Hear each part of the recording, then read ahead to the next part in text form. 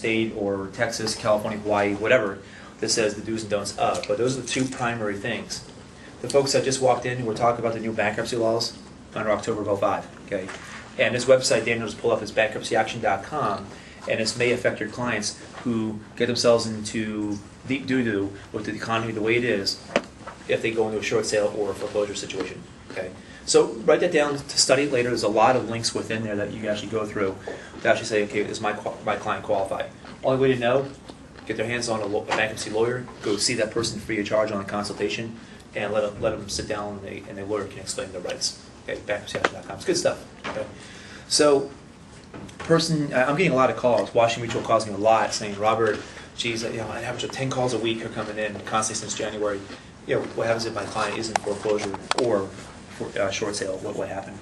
Yeah, so there's a lot of ifs and ups, downs about the new laws, what may or may not do with the credit. So it kind of gives you an idea of the difference in the bankruptcy filings.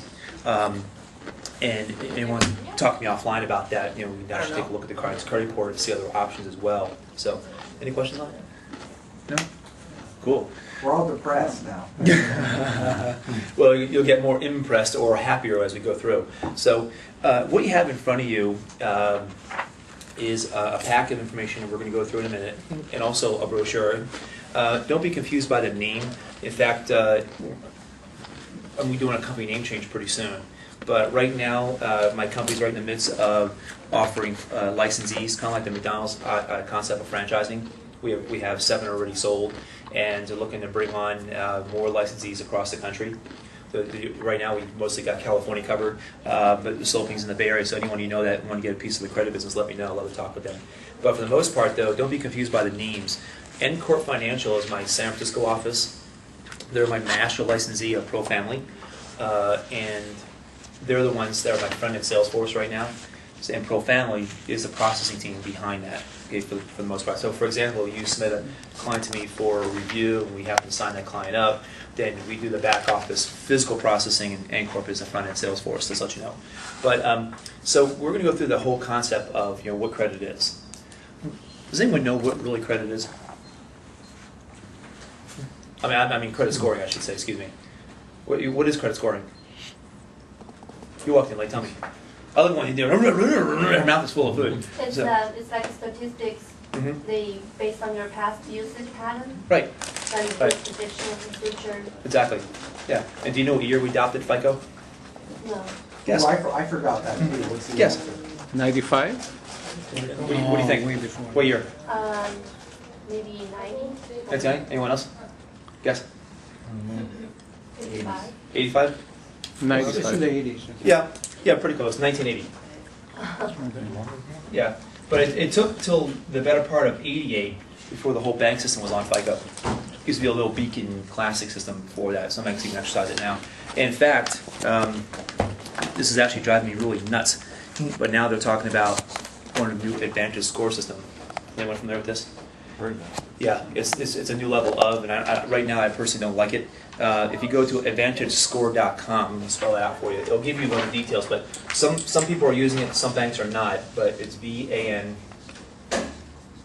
VANTAGE score.com, and in a nutshell, FICO ranges from 300 low score to high as 850. This one starts at 501, ends at 990. It's really the same thing. It's just like an upgrade in the scale. It's like grading on a curve when you're in high school. But personally, it hasn't been approved yet, but it's on its way to be, I think.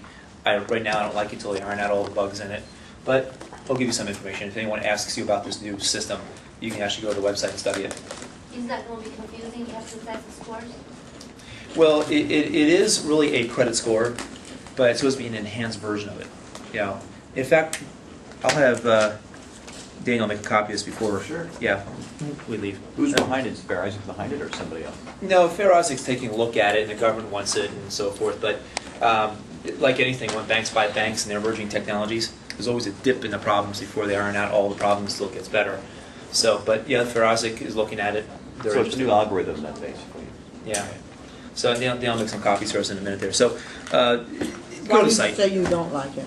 Well, what happens is, according to what this information Daniel's going to give you, let's say if you have a 725 FICO score, middle score. And according to the experts that's writing the software on that program, let alone FICO, I mean, we haven't even perfected this one in the last 27 years, let alone go into a new system. That they said upon switching over to this one, there could be roughly a 30% drop in the score. Okay, which again, it's just all the problems, the communication problems, that converting one system to another. It's like going from A to Z, you know, and you skip in B through Y. It goes from A to Z. You know, that's like saying I got a piece of ice cube and I want to go right to the evaporation stage. It doesn't go to water. It skips one step. And there's some link problems in there that can make the score drop temporarily. But I don't want to get you guys confused. But for the most part, though, right now I don't like it. Are they including things in the Vantage score they're not including now? In the Not that I can see. Such as the non-traditional? Yeah. Are they Yeah. including the non-traditional in the Vantage score? Yes. Yeah, it's always going to be a mix-up. It's like saying you can't go from a gas-powered car to 100% electric. They tried that. They only go 100 miles before you recharge the battery. Why drive to LA a lot?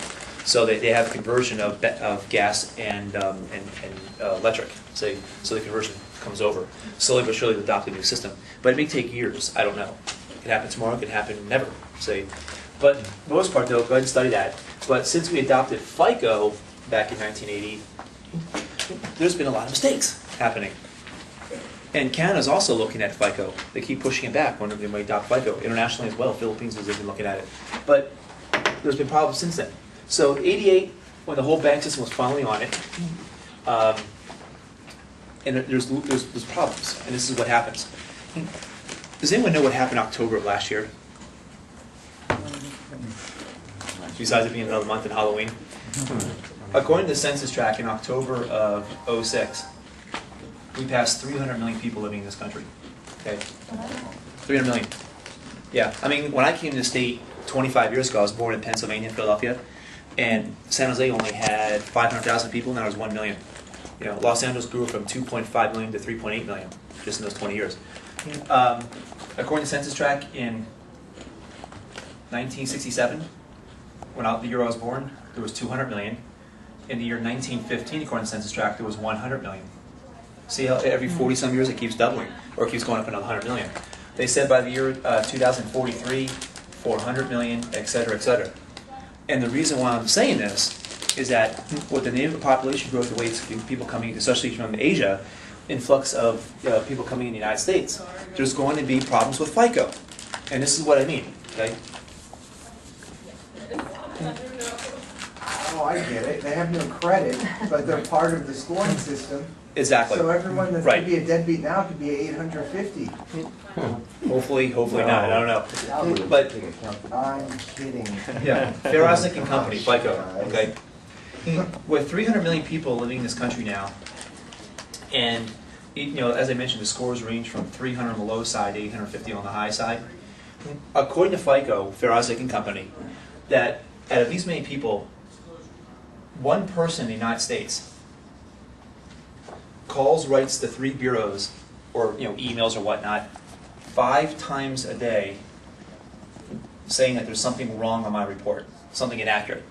Your name is Betty Smith, Joe Smith. The Vietnamese community, Win, oh my gosh, that is, people drives me nuts. Father, son, junior, senior, information gets mixed up.